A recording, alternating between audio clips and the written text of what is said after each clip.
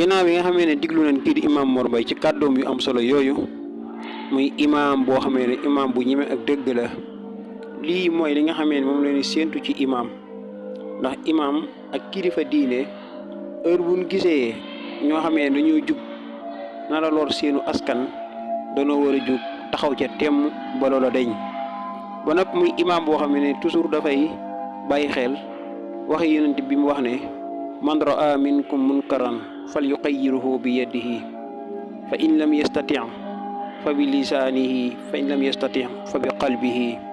képp koo xamee ne ni gis na loo xam ne ni dañ koo sib na ko jindi ak loxoom su ko mënul na ko jindi ak làmmiñam su ko mënul na ko naqarli ci xolam moom nag ginnaaw xam na ne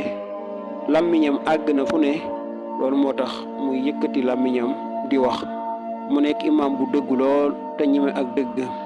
nekk loo xamee ne ni imam bu jafe ci suñu jamono ji la ba noppi yàlla suñu borom dafay wax ci alquran inna allaha la yuqayyiru ma bi xawmin xata yuqayyiru ma bi anfusihim aw nit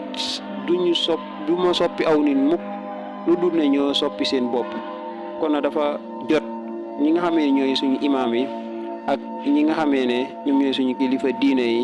ñu amaat beneen taxawaay ci ñi nga xamee ne ñoom ñooy askan wi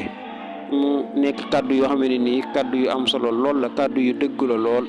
ñu koy ñaanal suñu borom yàggal taxawaayam di leen santaat yéen ñi nga xamee ne yéenay suivre seen chaîne bi di Touba Actu officiel di leen wax ne leen abonné leen ngir ngeen mën a jotaal seen yeneen vidéo